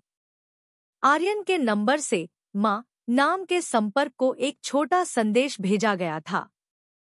वह संदेश एक चाकू के टुकड़े जैसा था। कल कविता 9 बजे के आसपास बाजार जाएगी। रसोई खाली होगी। चाबी हमेशा की जगह पर है। इसके बाद 12 सेकंड का एक वॉइस नोट था। पुरुष की आवाज, दबी हुई, घबराई हुई पर दृढ़। मां, हिचकिचाना मत। थोड़ा सा ही। खाने के बाद वे सब भाग जाएंगे। वापस नहीं आएंगे। कमरा कुछ सेकंड के लिए शांत हो गया। सूर्यकांत ने तकनीशियन को और आगे स्क्रॉल करने का इशारा किया। 15 जुलाई की सुबह 7:18 बजे। आर्यन के नंबर से बागान के स्थान का एक मैप भेजा गया था। 9:31 बजे। अंतिम संदेश, काम हो गया। अब जाओ। सूर्यकांत ने एक पल के लिए आंखें बंद कर ली। ये शब्द महज अक्षर नहीं थे। वे रसोई के फर्श पर कदमों की आवाज थे, पतीले के ढक्कन को छूती चम्मच की आवाज थे, और उस व्यक्ति की सांस थी जिसने मौत डालने का फैसला किया था। उन्होंने निष्कर्ष निकालने की जल्दी नहीं की। इसे बीटीएस से मिलाओ, उन्होंने आदेश दिया। सुनिश्चित करो कि संदेशों का टाइम स्टैम्प वही हो जो फोन के सिग्नल का हमें कल रात मिला था। आईटी टीम ने सिर हिलाया। उनकी उंगलियां कीबोर्ड पर नाचने लगी। समय तालमेल में है, कमांडेंट। आर्यन का सिग्नल 7:18 और 9:31 के संदेश भेजे जाने के समय बागान के पास ही था। सूर्यकांत ने दूसरी स्क्रीन घुमाई। शिमला चंडीगढ़ के कैफे का सीसीटीवी फुटेज चलाया गया, जहां आर्यन ने एलिबाई बनाई थी। रसीद 8:15 बजे की छपी थी, कॉफी, लट्टे और ब्रेड। लेकिन वीडियो में पैसे देने वाला आदमी आर्यन नहीं था। चेक वाली शर्ट पहने एक आदमी ने काट दिया। चेहरा मेल नहीं खा रहा था। कैफे मैनेजर ने लिखित बयान दिया, ईडीसी मशीन ऑफलाइन हो गई थी। लेनदेन बाद में अपलोड हुआ। यानी रसीद गलत समय पर निकल सकती है। एलिबी ताश के पत्तों की तरह ढह गई। इस बीच crime scene investigation CSI team बागान से लौट आई। वे मुख्य घर के पीछे मुर्गियों के चारे के बोरों के ढेर के नीचे मिली एक छोटे पारदर्शी प्लास्टिक की बोतल लाए थे, जिसमें हल्के बैंगनी रंग का तरल था। बोतल के मुंह पर एक दाग था, जो त्वरित जांच पर कार्बामेट के लिए रंग बदल गया। पास ही एक फटा हुआ रबर का दस्ताना था। डेरे की रसोई के वॉश बेसिन पर रुई से पोंछने पर वही निशान मिले। किसी ने वहां कुछ धोया था। शायद छोटी चम्मच या जहर को छूने वाला हाथ। सूर्यकांत ने सबूतों की लिस्ट बनाने को कहा। उन्होंने बोतल, दस्ताने और वॉश बेसिन के पोंछे की तस्वीर अलग कर दी। हम कालक्रम को जोड़ते हैं, उन्होंने मुख्य टीम से कहा। कविता 9 बजे बाहर गई। रसोई 20 मिनट खाली थी। 7 से 9 के बीच आर्यन का सिग्नल बागान के पास रिकॉर्ड हुआ। उसने अपनी मां को व्हाट्सएप संदेश में निर्देश दिए। पतला करने वाली बोतल मुख्य घर के पीछे मिली, गोदाम के पास, जिसकी चाबी केवल रत्ना के पास थी। चावल में जहर डालने के बाद उपकरणों को धोया गया। सभी रास्ते एक ही दिशा में जा रहे हैं। एक सिपाही धीरे से करीब आया। कमांडेंट, एक और बात है। सूदखोर बंगाली सेठ फिक्री के नंबर से घटना की पिछली रात 9:05, 10:03 और 11:17 बजे आर्यन को 3 बार फोन आया था। हमने आज सुबह की तलाशी में फिक्री के फोन से बातचीत की संक्षिप्त रिकॉर्डिंग कॉपी कर ली है। सार यह है कि वह पैसे मांग रहा था और धमकी दे रहा था। सूर्यकांत ने मेज को देखा। पैसे का दबाव था, शर्मिंदगी का डर था, धमकी थी और एक ठंडा शॉर्टकट चुना गया था। टुकड़े अब एक दूसरे से चिपक रहे थे। उन्होंने दबाव को विभाजित करने का फैसला किया। पहला, रत्ना सिंह को फिर से बुलाना। दूसरा, आर्यन को आगे की पूछताछ के लिए हिरासत में लेना। तीसरा, सुरेश को एक बार फिर सबसे सुरक्षित जगह पर शिफ्ट करना। सुरेश को चुप कराने की कोशिश अभी खत्म नहीं हुई होगी। कल रात किसी ने नर्स का भेष बदला था। आज कोई पीड़ित परिवार का सदस्य बनकर आ सकता है। वह कोई जोखिम नहीं लेना चाहते थे। जांच का कमरा तैयार था। दीवारें सादी थी। बस एक पुराना पंखा चरमरा रहा था। रत्ना सिंह लड़खड़ाते कदमों से अंदर आईं। उनके हाथ में एक छोटा बैग था। अंदर तस्बीह, माला उभरी हुई थी। सूर्यकांत ने पूछताछ का लहजा नहीं अपनाया। उन्होंने धीमी, सपाट आवाज चुनी। श्रीमती रत्ना जी, उन्होंने कहा, हमारी डिजिटल टीम ने वह संदेश बरामद कर लिया है जो आपको आर्यन ने भेजा था। रसोई, खाली समय और गोदाम की चाबी के बारे में निर्देश थे। एक वॉइस नोट भी है। पतला करने वाली बोतल और दस्ताना भी घर के पीछे मिला है। कल जब्त किए गए आपके दुपट्टे में जहर के अवशेष हैं। यह सब एक ही बात की ओर इशारा करता है। रत्ना ने सिर झुकाया। उनके होंठ कांप रहे थे। मैं टेक्नोलॉजी नहीं समझती, साहब। सूर्यकांत ने धीरे से सिर हिलाया। कोई बात नहीं। हम टेक्नोलॉजी की बात नहीं कर रहे हैं। हम गर्म चावल और छोटी चम्मच की बात कर रहे हैं। आप जानती हैं कि उसे आखिरी बार किसने पकड़ा था? रत्ना ने सिर उठाया। उनकी आंखें डबडबा गईं। मैं बस चाहती थी कि वे चले जाए। मैंने सोचा था कि यह बस उन्हें डराने के लिए है। मैंने यह उम्मीद नहीं की थी। वह वाक्य अधूरा रह गया। सूर्यकांत ने और दबाव नहीं डाला। वह जानते थे कि जबरदस्ती निकाला गया इकबालनामा कोर्ट में टूट सकता है। उन्होंने दूसरा रास्ता चुना। हम आपके साथ रहेंगे, पर एक बात आपको ईमानदारी से जवाब देनी होगी। क्या आर्यन वह बोतल घर लाया था? क्या उसी ने वह जहर आपके घर में रखा था? रत्ना ने आंखें बंद कर ली। उनकी सांस अटक गई। आर्यन उस सुबह घर आया था। उसने कहा कि वह फसल देखने आया है। मैंने चाबी हमेशा की तरह गमले के नीचे रख दी थी। उसने मुझसे कहा था कि कविता के जाने के बाद मैं रसोई में जाऊं। मैंने कुछ बूंदें डाली थी। आर्यन ने कहा था कि इससे कोई मरेगा नहीं, बस वे डरकर भाग जाएंगे। सूर्यकांत ने अपनी कुर्सी धीरे से पीछे खिसकाई। उन्होंने संक्षेप में लिखा, तरल डालने का इकबालनामा। आर्यन के निर्देश। उन्हें कोई संतोष नहीं हुआ। बड़े मामलों में उत्साह दुश्मन होता है। कुछ कमरों के पार आर्यन सिंह खिड़की की तरफ पीठ करके बैठा था। वह सलीकेदार कपड़े पहने हुए था, बाल संवारे हुए थे। उसके सामने लैब के नतीजों और व्हाट्सएप चैट की प्रिंटेड कॉपी वाली फाइलें थीं। सूर्यकांत ने रत्ना को महिला कमरे में शिफ्ट करने के बाद प्रवेश किया। उन्होंने मेज पर तस्वीरें रखीं और आर्यन को देखा। ये आपके सबूत है, आर्यन। आपके भेजे हुए संदेश, आपके फोन की लोकेशन, कैफे का सीसीटीवी जो आपका नहीं है, गलत रसीद और पतला करने वाली बोतल आपकी मां के घर पर। समझाओ। आर्यन ने एक एक करके सबको देखा। उसका चेहरा पढ़ना मुश्किल था।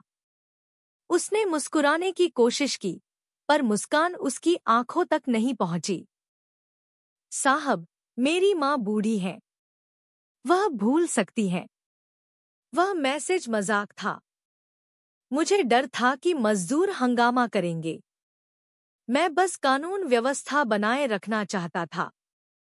जहर से कानून व्यवस्था बनाए रखना, सूर्यकांत ने सपाट लहजे में जवाब दिया। 25 जाने लेकर? पतीले पर चम्मच की आवाज से।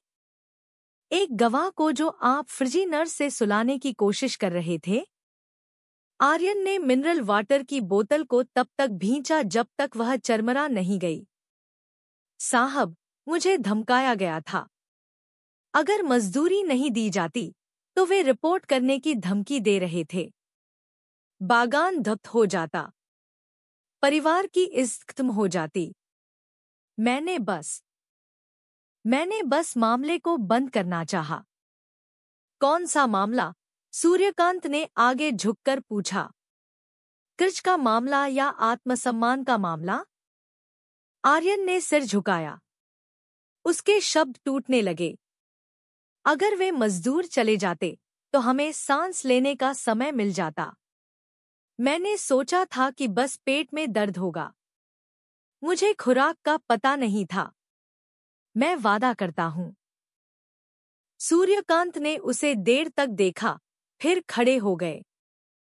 आर्यन, यह वादे करने की जगह नहीं है। यह तथ्यों की जगह है। आज से हम आपको हिरासत में ले रहे हैं। सबूत मिटाने और गवाह को प्रभावित करने से रोकने के लिए गिरफ्तारी जरूरी है। आप अपने वकील से संपर्क कर सकते हैं।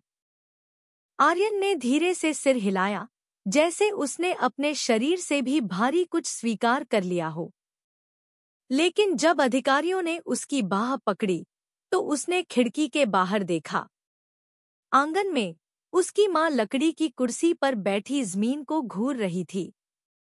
आर्यन का चेहरा एक पल के लिए लाल हुआ, फिर सपाट हो गया। दोपहर हो गई। सूर्यकांत अपनी डेस्क पर लौट आए। उन्होंने प्रथम सूचना रिपोर्ट (एफआईआर) पर हस्ताक्षर किए, अभियोजन पक्ष (प्रोसिक्यूशन) के लिए दस्तावेज तैयार किए और उस दिन का अंतिम आदेश दिया, क्राइम सीन पर पुनर्निर्माण (रिकॉन्स्ट्रक्शन). वह खुद देखना चाहते थे कि रसोई में घड़ी की सुइयां कैसे घूमी होंगी। किसी ने कैसे ढक्कन खोला, तरल डाला और फिर बंद करके चला गया। वह गमले से गोदाम तक की दूरी मापना चाहते थे। गोदाम से डेरे तक, डेरे से कार तक, ताकि सच्चाई को धुंधला करने के लिए कोई जगह न बचे। शाम होते होते पीएचसी से खबर आई। एक आदमी जिसने खुद को सुरेश का दूर का रिश्तेदार बताया, उपहार लेकर अंदर घुसने की कोशिश कर रहा था। जब आईडी मांगी गई तो वह मुड़ा और भाग गया। उसके छूटे हुए बैग में मास्क, टोपी और नींद की गोलियों का एक छोटा पैकेट मिला। सूर्यकांत ने एक छोटी सी सांस ली। सुनिश्चित करो कि सुरेश का स्थान मुख्य टीम के अलावा किसी को पता न हो। खाने के डिलीवरी रूट को बदलो। सब कुछ नोट किया जाए। अमोला ग्राम में लोगों ने जल्दी बत्तियां जलाना शुरू कर दिया। हवा में गीली मिट्टी की गंध थी। साथ ही खाली डेरे के बारे में फुसफुसाहटें भी थीं, जो अब सचमुच खाली नहीं लगता था। किसी ने कहा कि उन्होंने बंद दरवाजे के अंदर से चम्मच के खटखटाने की आवाज सुनी। किसी ने खिड़की से एक दुपट्टा पहने महिला की परछाई गुजरते देखी। सूर्यकांत के लिए वे कहानियां अहम नहीं थी, पर वह जानते थे कि अलौकिक कहानियों के पीछे हमेशा एक अधूरा ज़ख्म होता है। रात धीरे धीरे उतर रही थी। जिस कमरे में अब सिर्फ पंखे की आवाज थी, सूर्यकांत ने दीवार पर टंगे बागान के नक्शे को देखा। घड़ी की सुइयां धीरे चल रही थी, पर टुकड़े आखिरकार एक दूसरे के साथ बैठ गए थे। कल पुनर्निर्माण से कालक्रम पर मुहर लग जाएगी। कल बिखरे हुए शब्दों को एक ऐसे वाक्य में जोड़ा जा सकता है जिसे वापस नहीं लिया जा सकेगा। और जब यह सब होगा तो वह माँ और बेटा, जो इतने समय से एक दूसरे को बचा रहे थे, को मजबूरन बात करनी पड़ेगी, आंसुओं से नहीं, बल्कि ऐसे विवरणों से जिन्हें बदला नहीं जा सकता। अगली सुबह सूरज बादलों के पीछे से शर्माते हुए निकला। अमोला ग्राम को एक पीली, फीकी रोशनी में नहला रहा था। श्रीमती रत्ना सिंह के सेब के बागान में पुलिस की पट्टी अभी भी खिंची थी। आंगन के बीच में एसपी सूर्यकांत पुनर्निर्माण लिखी काली जैकेट पहनकर खड़े थे। 3 कोनों पर वीडियो कैमरे लगाए गए थे। मापने वाले फीते बिछाए गए थे और मिनट दर मिनट नोट करने के लिए मेज पर एक बड़ी दीवार घड़ी रखी गई थी। पुनर्निर्माण कोई नाटकीय मंचन नहीं था, यह झूठ को पीसने की मशीन थी। एक बार जब मशीन चालू हो जाती तो कमजोर एलिबी अपने आप टूट जाती। सभी अपनी अपनी जगह लें, सूर्यकांत ने आदेश दिया। गवाह तैयार। आरोपियों के साथ उनके वकील। आर्यन सिंह को हिरासत से लाया गया। हाथ हथकड़ी में थे, साथ में उसका वकील था। उसका चेहरा अभी भी सलीकेदार था, पर आंखें नींद की कमी बता रही थी।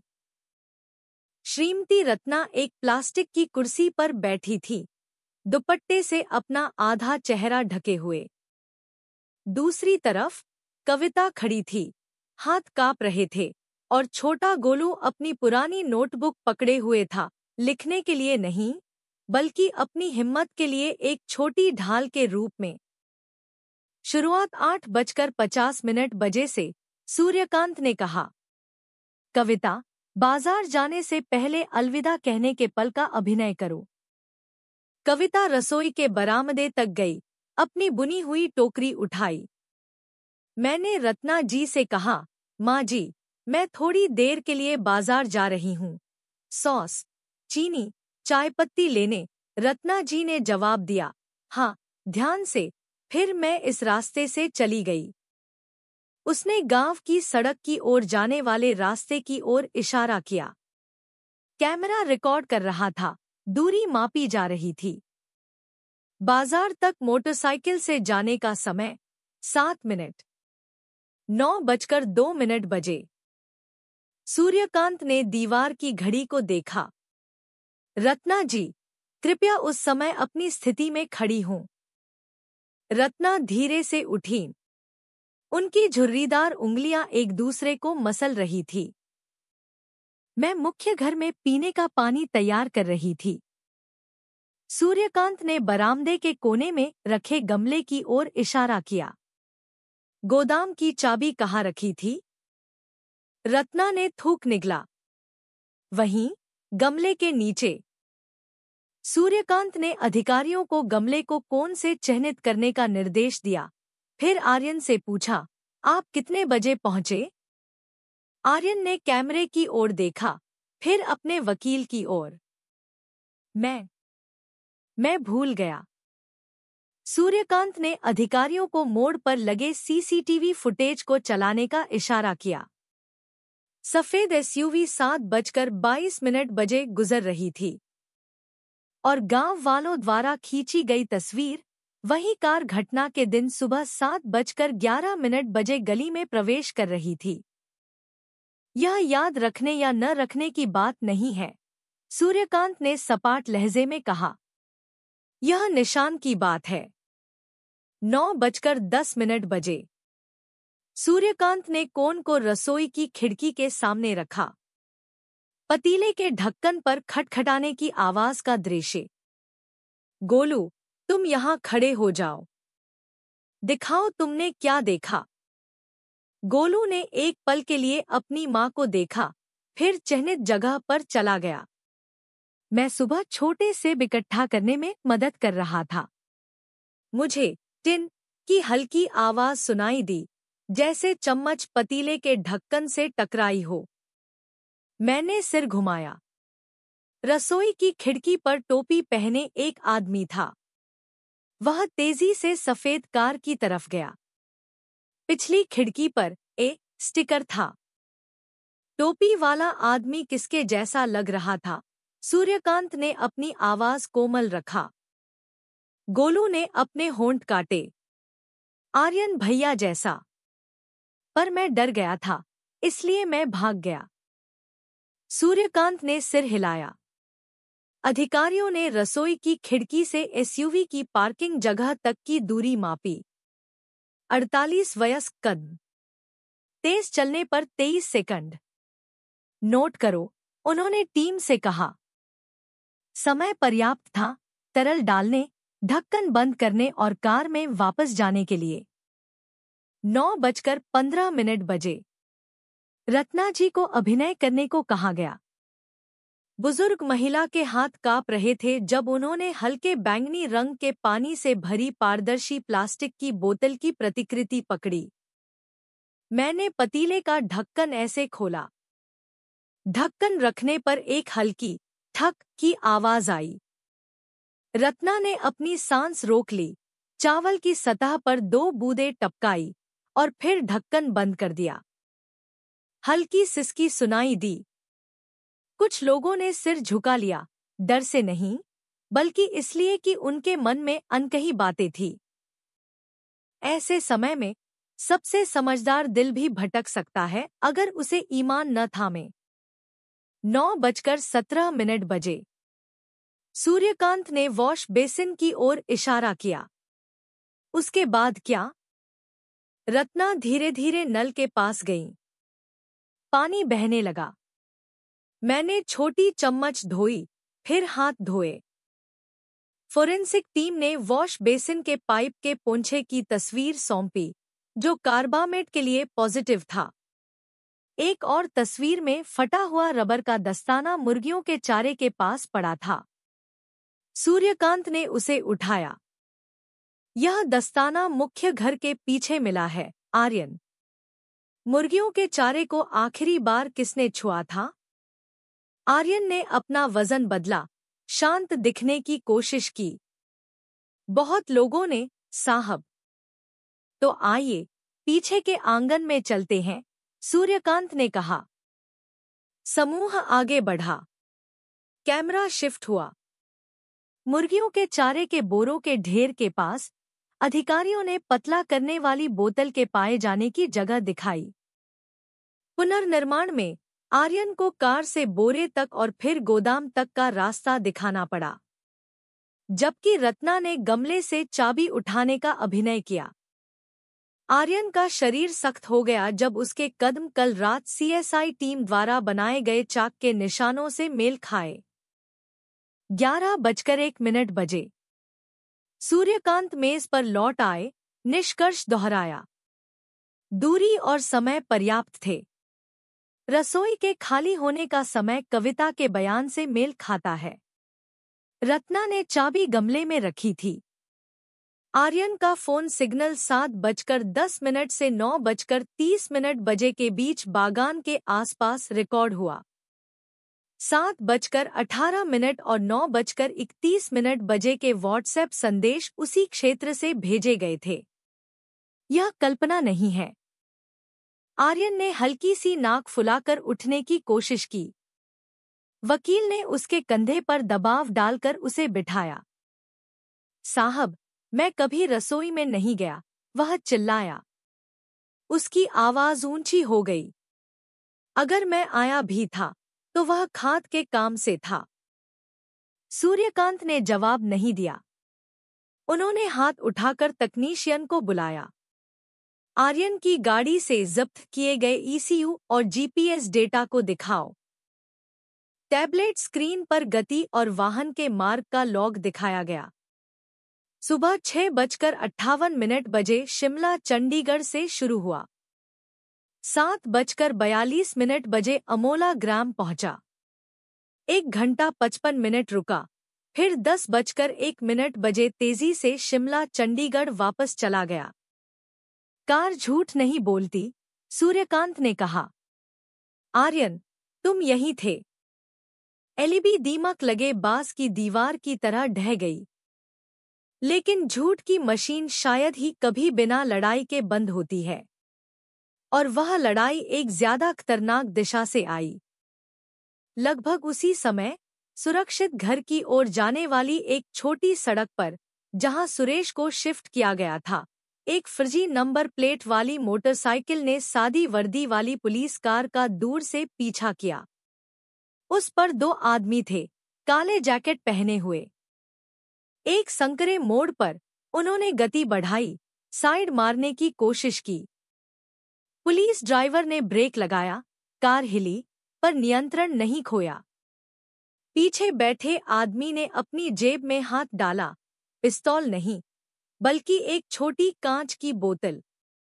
उसने बोतल को डामर पर फेंका। वह टूटी और एक तीखी गंध निकली। ड्राइवर ने तुरंत वेंटिलेशन बंद कर दिया।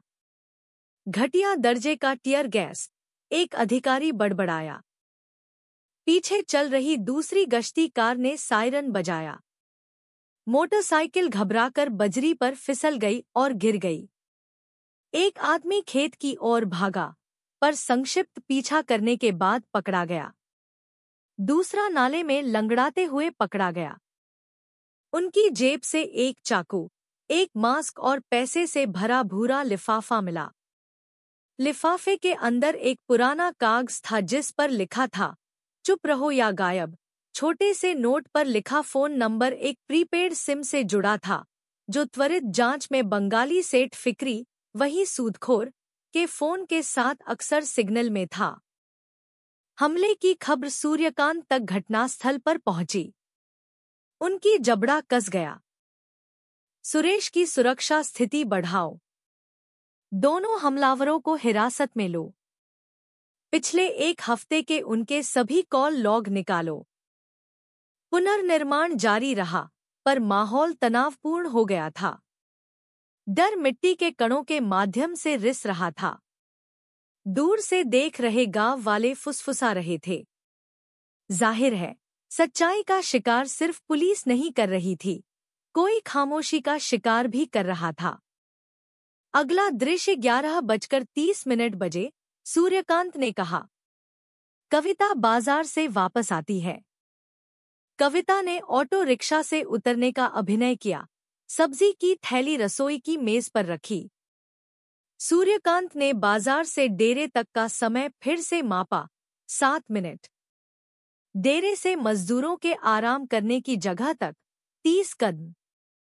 इस समय मजदूर दोपहर के भोजन के लिए इकट्ठे हो गए थे, उन्होंने नोट किया। भोजन का मार्ग, पतीले से चावल, सब्जी, मांस।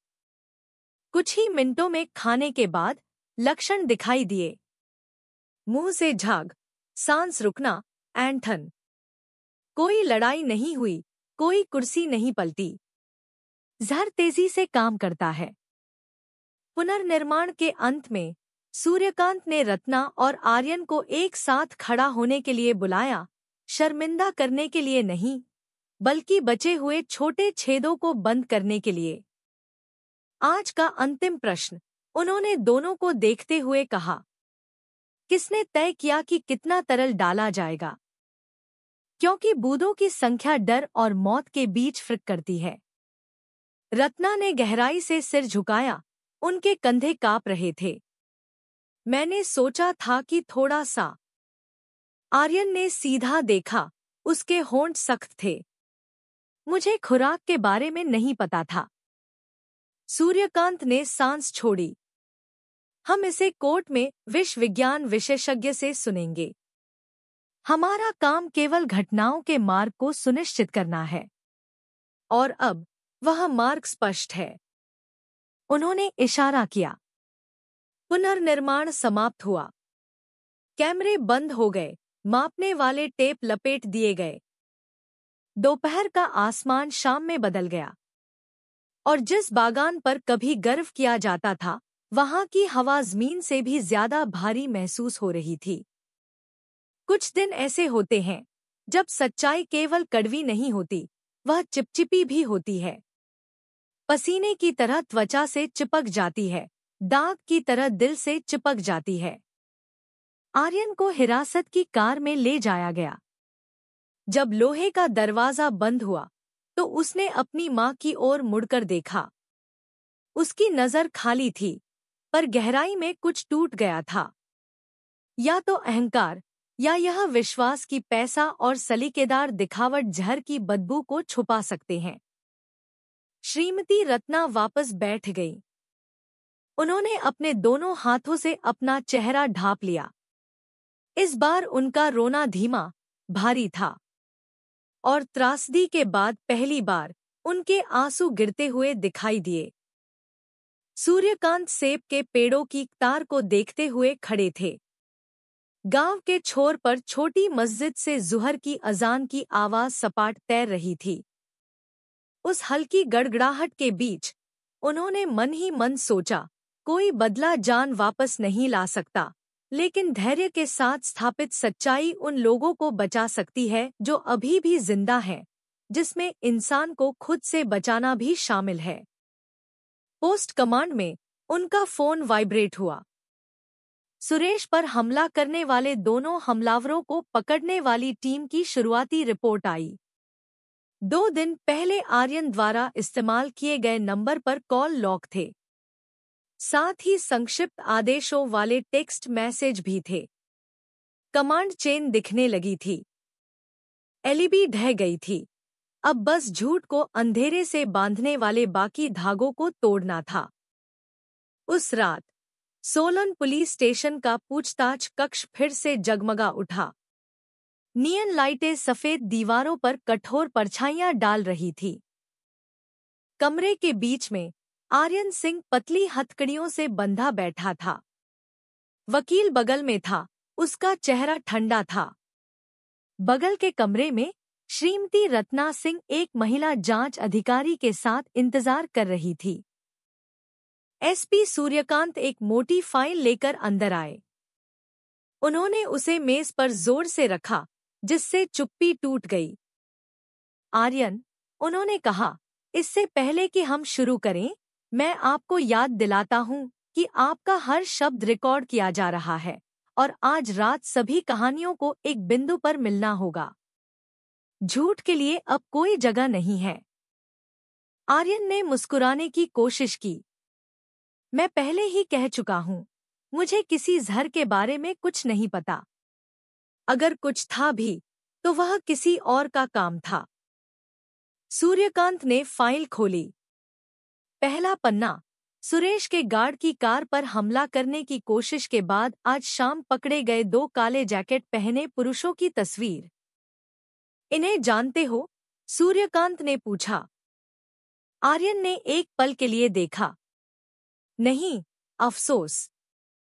सूर्यकांत ने तीखी नजर से देखा। क्योंकि उनके फोन में आपके नंबर पर कॉल लॉग है। घटना से 2 दिन पहले 2 बार, घटना की सुबह 1 बार, यहां तक कि एक संक्षिप्त संदेश भी है, गवाह के मुंह पर ताला लगाओ। पैसा तैयार है। भेजने वाले का नंबर एक प्रीपेड कार्ड है जिसका सिग्नल अक्सर आपके फोन के साथ आता है। आर्यन सख्त हो गया। उसकी जबड़े की मांसपेशियां हिलने लगी। बहुत लोग नंबर उधार लेते हैं। यह कोई सबूत नहीं है। सूर्यकांत ने जल्दबाजी नहीं की। उन्होंने दूसरा पन्ना खोला। बंगाली सेठ फिक्री की फोन रिकॉर्डिंग, जो अपनी क्रूरता के लिए जाना जाता था। फिक्री की कर्कश आवाज स्पीकर से गूंजी। आर्यन, अगर यह कर्ज इस हफ्ते साफ नहीं हुआ, तो वह बागान खत्म है। बकवास मत करो। तुमने जल्दी के तरीके का वादा किया था। पीछे मत हटो। अपने परिवार का नाम याद रखो, वह दांव पर लगा है। आर्यन का चेहरा तुरंत पीला पड़ गया। फिक्री का कर्ज 2 करोड़ से ज्यादा है, सूर्यकांत ने धीरे से कहा। सहकारी सोसाइटी से कर्ज अलग है। बागान के कागजात गिरवी थे और 20 लाख मजदूरों की मजदूरी का इंतजार था। यह सब आप पर दबाव डाल रहा था। मैं जानता हूं। सवाल यह है कि बाहर निकलने के लिए आपने क्या चुना? आपने जहर चुना। आर्यन ने तेजी से सिर हिलाया, पर उसके माथे का पसीना कुछ और कह रहा था। दूसरे कमरे में रत्ना सिंह ने सिर झुकाया। उनके दोनों हाथों में तस्बीह थी। महिला जांच अधिकारी ने धीरे से पूछा, माँ जी, क्या आपको पता था कि आर्यन फिक्री से संपर्क में है? रत्ना के आंसू गिरे। मुझे पता था। मैंने उसे देर रात बरामदे में बात करते सुना था। उसकी आवाज तनाव में थी। उसने कहा था कि अगर मजदूरों ने मजदूरी मांगी तो यह बागान खत्म हो जाएगा। मैंने उसे डांटा था, पर उसने कहा, अगर हम सख्त नहीं हुए तो हम खत्म हो जाएंगे। सबसे पहले जहर का जिक्र किसने किया? अधिकारी ने पूछा। रत्ना ने हिचकिचाते हुए कहा। उसने कहा कि एक तरल है जिससे लोग बीमार होंगे और फिर चले जाएंगे। मैं मूर्ख थी। मैंने विश्वास किया। मैंने सोचा कि यह बस डराने के लिए है। मैंने ही पतीले में बूंदें डाली थी। पर बोतल वह लाया था और उसी ने बताया था कि कितनी बूंदें डालनी है। जब इन दोनों बयानों को एक दूसरे के सामने पढ़ा गया तो माहौल तनावपूर्ण हो गया। आर्यन ने सख्ती से इनकार किया। नहीं, माँ ने ही हिम्मत की थी। मैंने तो बस सख्त होने को कहा था, जहर डालने को नहीं। रत्ना बगल के कमरे से चीखी, जिसकी आवाज गलियारे तक पहुंची। झूठ मत बोलो, आर्यन। तुमने ही कहा था। तुमने ही कहा था कि एक बार में सब खत्म हो जाएगा। कृष चुक जाएगा। शब्दों का यह टकराव हृदय विदारक था। कमरे के सीसीटीवी कैमरे हर पल को रिकॉर्ड कर रहे थे। सूर्यकांत ने एक लंबी सांस ली और सुरेश मंडल को अंदर बुलाया। सुरेश का शरीर अभी भी कमजोर था, पर उसकी आंखें अब ज्यादा दृढ़ थीं। मैं गवाह हूं, साहब। सुबह मुझे पीएचसी ले जाने से पहले मैंने रत्ना जी को रसोई में जाते देखा था। फिर मुझे पतीले पर चम्मच के खटखटाने की आवाज सुनाई दी। उसके बाद टोपी पहने एक आदमी खिड़की से गुजरा। मुझे यकीन है कि वह आर्यन भैया था। वह लंबा है, उसके कदम तेज हैं। मैंने उसे बागान में कई बार देखा है। आर्यन ने सिर झुका लिया। रत्ना रो पड़ी।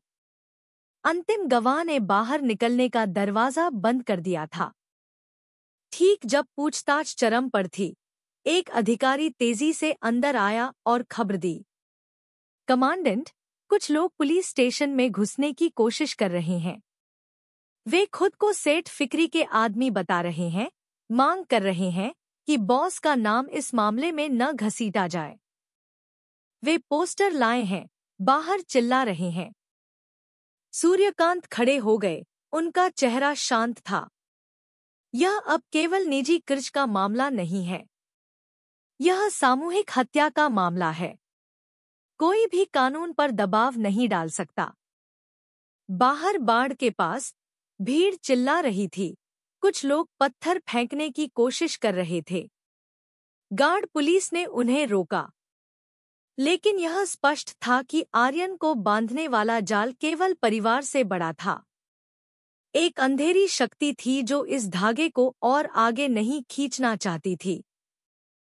देर रात भीड़ के बिखर जाने के बाद सूर्यकांत ने पूछताछ को एक दृढ़ नोट के साथ बंद किया। आर्यन सिंह अवैध दुकान से जहर लाया। कर्ज के दबाव और सूदखोर की धमकी के तहत रत्ना सिंह ने पतीले में तरल डाला, यह मानते हुए कि यह केवल डराने के लिए था। दोनों को पता था कि मजदूर वह चावल खाएंगे। सुरेश मंडल ने अपनी आंखों देखी से कालक्रम को मजबूत किया। कल सूर्यकांत ने अपनी टीम से कहा, हम एक प्रेस कॉन्फ्रेंस करेंगे। यह कोई त्रासदी नहीं है, यह सोची समझी हत्या है। और जो भी इसे फंड कर रहा था, मजबूर कर रहा था या बचा रहा था, हम उसे अंदर खींचेंगे। उन्होंने फाइल बंद की और बोर्ड पर लगी पीड़ितों की तस्वीरों को देखा। 25 चेहरे, 25 कहानियां जो बीच रास्ते में टूट गईं। सच्चाई सामने आ चुकी थी। अब बस उसे बचाए रखना था ताकि वह ढह न जाए। खिड़की के बाहर रात के कीड़ों की आवाज हवा में भर गई। अमोला ग्राम के सेब के बागान में लोग अभी भी खाली डेरे के बारे में फुसफुसा रहे थे जो अब डरावना हो गया था। लेकिन पुलिस स्टेशन में वह फुसफुसाहट अब ऐसे तथ्यों में बदल गई थी जो जज के हथौड़े की तरह सख्त होंगे। अगली सुबह सूरज बादलों के पीछे से झिझकते हुए निकला। अमोला ग्राम को पीली रोशनी में नहला रहा था। श्रीमती रत्ना सिंह के बागान में पुलिस की पट्टी अभी भी फैली हुई थी। आंगन के बीच में एसपी सूर्यकांत पुनर्निर्माण लिखी काली जैकेट पहनकर खड़े थे। स्थानीय पत्रकार कैमरे, माइक्रोफोन और हर शब्द को सुनने के लिए तैयार आंखों के साथ पहुंचे थे। पीछे की कतार में गांव वाले खड़े थे। आज सच्चाई को आवाज दी जाएगी। एसपी सूर्यकांत एक साधारण मंच पर चढ़े। उनके पीछे एक बड़ा बोर्ड था जिस पर संक्षिप्त कालक्रम प्रदर्शित था। उनके बाएं ओर सबूतों की तस्वीरें थीं। बैंगनी दाने, पतला करने वाली बोतल, रबर के दस्ताने, पतीला और पुनर्प्राप्त किए गए व्हाट्सएप संदेशों के स्क्रीनशॉट। कैमरे चालू हुए। माइक्रोफोन उनकी ओर इशारा कर रहे थे। नमस्कार, सूर्यकांत ने शुरुआत की। उनकी आवाज ऊंची नहीं थी, लेकिन दृढ़ थी, जैसे कील को बिल्कुल सही जगह पर ठोका गया हो। गहन जांच के बाद सोलन जिला पुलिस ने अमोला ग्राम के सेब बागान में हुई सामूहिक मौत की घटना में 2 लोगों को आरोपी बनाया है, आर्यन सिंह और रत्ना सिंह। दोनों ने सक्रिय भूमिका निभाई। आर्यन सिंह ने जहर उपलब्ध कराया और समय निर्धारित किया। रत्ना सिंह ने रसोई खाली होने पर पतीले के चावल में जहरीला तरल डाला। फुसफुसाहट तुरंत उठी।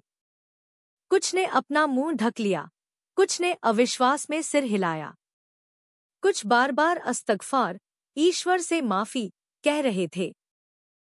सूर्यकांत ने अपना हाथ उठाया और जारी रखा। सबूत दिखाते हैं कि खतरनाक कार्बामेट कीटनाशक कार्बोरफ्यूरान चावल पकने के बाद डाला गया था। लैब के नतीजे, BTS phone data, CCTV recording, चश्मदीद गवाह और आंशिक इकबालनामा सब तालमेल में हैं। मकसद कर्ज के दबाव, सूदखोरों की धमकियों और मजदूरों की बकाया मजदूरी से जुड़ा था। एक पत्रकार ने हाथ उठाया। साहब, क्या यह मामला किसी बड़े नेटवर्क से जुड़ा है? सूदखोर सेठ फिक्री का नाम लिया गया है। क्या जांच होगी? जो भी जुड़ा हुआ है उसे बुलाया जाएगा, सूर्यकांत ने सपाट जवाब दिया। कानून से ऊपर कोई नहीं है। हमने पहले ही गवाह को चुप कराने की कोशिश करने वाले 2 लोगों को हिरासत में ले लिया है और उनके पैसे के लेनदेन और संचार की जांच कर रहे हैं। गवाह सुरेश मंडल की सुरक्षा का क्या? एक और रिपोर्टर ने पूछा। सूर्यकांत ने संक्षिप्त सिर झुकाया, फिर कैमरे में देखा। सुरेश सुरक्षित स्थान पर है। जो कोई भी गवाह को परेशान करेगा, उस पर सख्त कार्रवाई होगी। यह उन 25 जानों के लिए है जो चली गईं। मैदान के किनारे सुरेश मंडल एक सादी पुलिस कार के काले शीशे के पीछे खड़ा था, 2 पुलिसकर्मियों के साथ। उसे सामने आने की अनुमति नहीं थी, लेकिन अपनी सीट से उसने ग्रामीणों की धीमी तालियां सुनी। यह तालियां शोर नहीं थी, यह गंभीर तालियां थी। कॉन्फ्रेंस खत्म होने से पहले काले जैकेट पहने 1 दर्जन युवक बाड़ के बाहर दिखाई दिए। वे कोई झंडा नहीं लाए थे, पर उनकी आवाजें कर्कश थीं। हमारे बॉस पर झूठ मत बोलो। यह एक दुर्घटना थी, एक चिल्लाया। एक छोटा पत्थर उछला, फुटपाथ से टकराया। बैरिकेड पुलिस एक कदम आगे बढ़ी। सूर्यकांत एक पल के लिए रुके, 2 उंगलियों से इशारा किया। सबारा, शांति व्यवस्था यूनिट नजदीक आई, बाड़ को मजबूत किया गया। कोई लाठी नहीं उठी, पर उनका रुख साफ था। यह धमकी देने की जगह नहीं है। सूर्यकांत माइक्रोफोन पर वापस आए। समाज के लोगों, डरिए मत। अगर कोई दबाव या धमकी दे तो रिपोर्ट करें। हमने पीएचसी और अमोला ग्राम पंचायत में शिकायत पोस्ट खोल दिए हैं। उन्होंने सलाम के साथ बात खत्म की। कैमरे बंद हो गए। कॉन्फ्रेंस खत्म हो गई। पर असली लहर अब शुरू हो रही थी। उस दोपहर अमोला ग्राम में सड़क के अंत में बनी छोटी चौपाल, कम्युनिटी हॉल, ग्रामीणों से भरी हुई थी। चटाई बिछाई गई। मृतकों की आत्मा की शांति के लिए तहलील, सामूहिक प्रार्थना आयोजित की गई। उनके नाम एक एक करके पढ़े गए। इमाम की आवाज कांप रही थी। बाहर महिलाएं पीने का पानी और मीठी चीजें तैयार कर रही थी। कोई विरोध नहीं, कोई बहस नहीं, बस प्रार्थना की चुप्पी। एक बूढ़ी दादी अपने बेटे की तस्वीर गले लगाए बैठी थी, बार बार कांच को पोंछ रही थी। मेरे बच्चे, तुमने इस सीजन में घर लौटने का वादा किया था। तुम तो लोगों के कंधों पर लौटे। प्रार्थना के बीच में अलौकिक कहानियां फैल रही थी। किसी ने कहा कि मगरिब, शाम की नमाज के वक्त खाली डेरे से चम्मच के खटखटाने की आवाज आती है। किसी ने खिड़की से दुपट्टा पहने महिला की परछाई गुजरते देखी। बुजुर्गों ने धीरे से सिर हिलाया। जब इंसान का दिल अंधेरा हो जाता है तो प्रकृति याद दिलाती है। 12 साल का गोलू चौपाल की सीढ़ियों पर बैठा था। उसकी नोटबुक खुली थी। वह फिर से चित्र बना रहा था। इस बार टोपी पहने हुए आदमी का नहीं, बल्कि एक पतीले का जिसके ऊपर टेढ़ी मेढ़ी रेखाएं थी, मानो अदृश्य गर्मी हो। गोलू के पिता रहीम ने अपने बेटे के कंधे पर थपथपाया। तुम बहादुर हो, बेटा। याद रखना, बहादुरी ऊंची आवाज में बोलने में नहीं है, बल्कि तब बोलने में है जब बाकी सब चुप रहना चुनते हैं। शोकग्रस्त घरों में दान के बक्से घूम रहे थे। ग्रामीणों ने चावल, अंडे और कुछ पैसे अलग रखे। साधारण पर लगातार मदद बह रही थी। गांव के मुखिया ने चौपाल में खड़े होकर घोषणा की, जो मजदूरी अभी तक नहीं दी गई है, हम उसका डेटा तैयार करेंगे। हम इसे आधिकारिक रास्ते से दिलवाएंगे। किसी को धमकाने की जरूरत नहीं है। अगर कोई आपको डराने आता है तो मुझे फोन करो, पुलिस को फोन करो। यह गांव अंधेरे के सामने नहीं झुकेगा। शाम ढलने लगी। सेठ फिक्री के अड्डे को खंगालने के लिए रिजर्व टीम रवाना हुई। यह कोई जोरदार छापा नहीं था, बस एक व्यवस्थित, एकीकृत जांच। गिरवी रखने की दुकान, चाय की दुकान, किराए के घर जहां वे मिलते थे। एक छोटे व्हाइट बोर्ड पर सूर्यकांत ने 3 शब्द लिखे, पैसा, धमकी, चुप्पी। यही वह सूत्र है जिसका उन्होंने इस्तेमाल किया। उन्होंने टीम से कहा, हम इसे बदलकर आवाज की सुरक्षा का कानून लागू करेंगे। एक एक करके भाड़े के आदमियों को बुलाया गया। कुछ आखिरकार बोले। उन्हें जनमत को खराब करने के लिए पैसे दिए गए थे, ताकि त्रासदी को सामान्य रसोई विषाक्तता बताया जाए। कुछ ने कबूल किया कि उन्हें सुरेश को शांत करने के लिए नर्स बनकर पीएचसी में घुसने के लिए कहा गया था। सभी बयान दर्ज किए गए, श्रृंखला को स्पष्ट किया गया। श्रृंखला के अंत में नामों को अभी तक गिरफ्तार नहीं किया गया था, पर वे अब जल रहे थे। दूसरी तरफ आर्यन सिंह के वकील ने एक नई कहानी शुरू कर दी। हमारे मुवक्किल पर परिस्थितियों का दबाव था। हत्या का कोई इरादा नहीं था। यह खबर ग्रामीणों के व्हाट्सएप ग्रुप में हवा की तरह फैल गई। कुछ ग्रामीण चिल्लाए, अगर इरादा नहीं था तो जहर क्यों? अन्य ने सांस छोड़ी, कानून तय करेगा। सूर्यकांत समझते थे कि मामला सिर्फ कोर्टरूम में नहीं है, बल्कि गांव वालों के दिमाग में, चाय की दुकान पर, घर के बरामदे में और चौपाल के आंगन में भी है। उन्होंने ग्राम पुलिस और स्थानीय अधिकारियों को छोटी जागरूकता सभाएं आयोजित करने का काम सौंपा। कीटनाशकों का खतरा, रिपोर्ट करने की प्रक्रिया, गवाहों की सुरक्षा के रास्ते। वह खुद गांव की चौपाल में आए, प्लास्टिक की कुर्सी पर बैठे उन पुरुषों को देखा जिनके चेहरे धूप में सख्त हो गए थे। भाइयों और बहनों, उन्होंने कहा, हम गरीब हो सकते हैं, हम मुश्किल में हो सकते हैं, पर हमें अक्ल नहीं खोनी चाहिए। कर्ज चुकाया जा सकता है, इज्जत वापस लाई जा सकती है, पर जान वापस नहीं लाई जा सकती। वे शब्द सरल थे, पर उन्होंने दिल को छू लिया। एक बुजुर्ग ने हाथ उठाया, उनकी आवाज घुरघुराती हुई थी। साहब, पहले हम डरते थे। अगर कोई ताकतवर को कर्ज देता तो हम चुप रहते थे। अब हमने अंजाम देखा है। आज से अगर कोई धमकी देता है तो हम चुप नहीं रहेंगे। रात झींगुरों की आवाज लेकर आई। मजदूरों के खाली डेरे में पुलिस की पट्टी हवा में धीरे से फड़फड़ा रही थी। 2 अधिकारी बारी-बारी से गार्ड दे रहे थे।